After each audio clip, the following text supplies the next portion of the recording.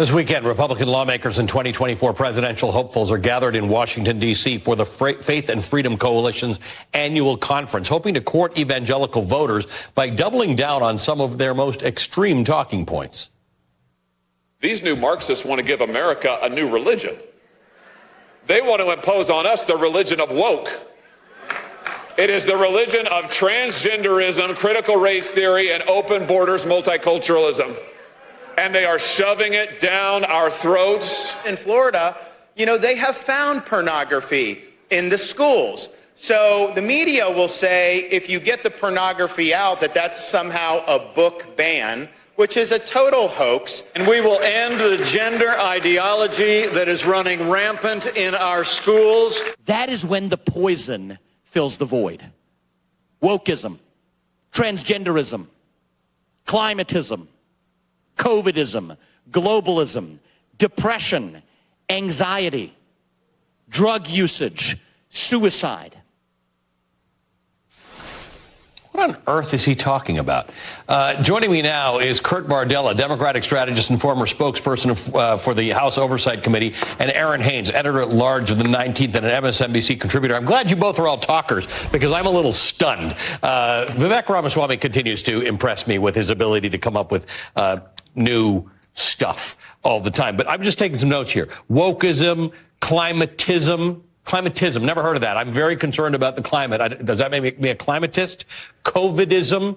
I was concerned about COVID. I wore a mask. I guess I'm a COVIDist. I don't know where he threw in pornography into this whole thing. Multiculturalism. Aaron Haynes, I grew up in Canada. Canada, it's just been announced. I'm going to talk about this later, but now I'm going to bring it up now. Canada has more people for the first time than maple trees as a direct result of its engagement of multiculturalism, of immigration, and of seeking out the world's refugees to populate it. All of these things that he's talking about, a lot of Americans wear as a badge of honor. The stuff that they are carrying on about. Well, Allie, what are the maple trees doing to fight back against this population, the surge in population? Look, I mean, it's interesting. It's on that stage over the past few days, but what you have not seen is any of these folks actually making the case for why they should be the candidate instead of Donald Trump explicitly. And that probably, for now, it looks like these attendees at this Faith and Freedom Coalition conference are still sticking with Trump. And most of the people looking to replace him right now know better than to run afoul of his voters. And Kurt, it doesn't amount to a hill of beans because it doesn't move anybody on any needle, although it is a Republican primary, so they can get fun because typically what happens is someone gets the top spot all the time for a week, but that's not happening at the moment. But there's no policy in here. If you don't like open borders, you control the House, make a bill. If you don't like all these things, there's no policy that's being suggested to combat them. They're just isms that they're scaring people with. Right. I mean, it's just rhetorical flair where there's no substance, fact, or even common sense behind it. You talk about, climatism? Well, why don't we go ask the people of Texas what that's going to be like as they're burning up this week and worried that their grid is going to fail. They talk about transgender indoctrination. Democrats aren't the one talking about that every 5 seconds on TV. They are the ones that are talking about it constantly. So if they don't like it, maybe they should just shut up about it, for crying out loud. They talk about all of these things let me get this straight. Faith and freedom. It seems very Christian, right? That we're going to talk about making things harder for people to look different than us, that we're going to, take a dump on diversity, that we're going to try to make it so that people who don't look like you should be afraid of. That sounds like very Christian, faith, Jesus-oriented stuff right there. You talk about freedom. Last time I checked, Ali, it wasn't the Democrats that were banning books. It wasn't the Democrats saying you can't love who you want to love legally in this country. It wasn't the Democrats who are invading this cancel culture type cult that we see from Republicans. It's not Democrats who are telling private enterprises like Disney what they should or shouldn't be able to do and then using the instruments of government to go after them if you do something that we don't like.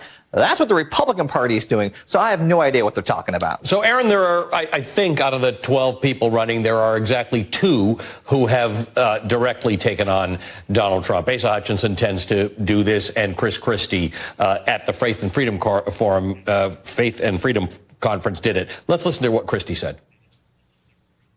He has let us down because he's unwilling. He's unwilling to take responsibility for any of the mistakes that were made.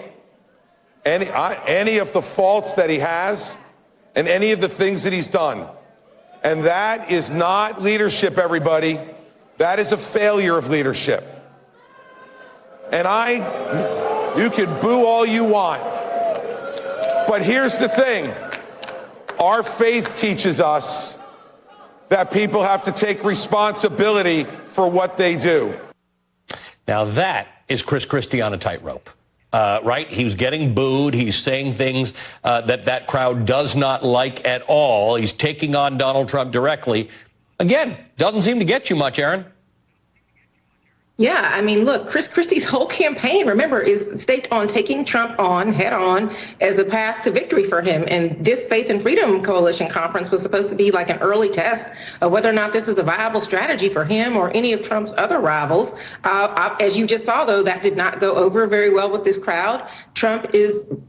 He's closing out this conference. He's the headliner tomorrow night at their dinner gala. So even, the former Vice President Mike Pence chose to play up the years that he was loyal to Trump as his vice president, totally avoiding January 6th and the fact that the president was literally going to leave him hanging. So for now, Christie is still pretty much, and I guess Asa Hutchinson, as you mentioned, very much out on a limb. And that's not a strategy, I think, that is sending him to a debate stage anytime soon. I want to talk about Kevin McCarthy for a second.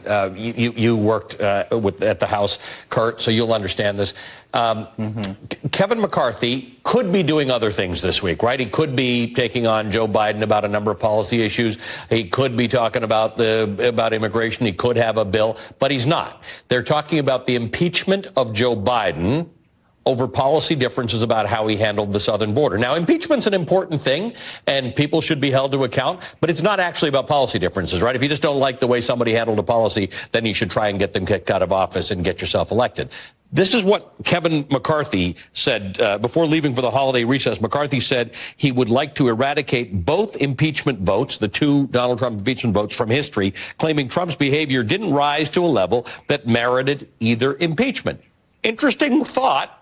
Many would disagree with him, but he's got Lauren Boebert and Marjorie Taylor Greene fighting over impeaching Joe Biden right now over the southern border.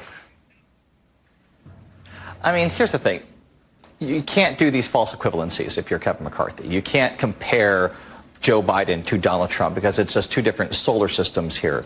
The last thing that Kevin McCarthy wanted to spend the week talking about is an effort by his caucus to impeach President Biden. There is zero appetite in this country for that. We just heard the laundry list of grievances, invented grievances, that Republicans are whining about at this so-called Faith and Freedom Conference. Hey, newsflash, you guys have control of the House of Representatives. You could pass laws right now. Right. Speaker McCarthy controls the House floor.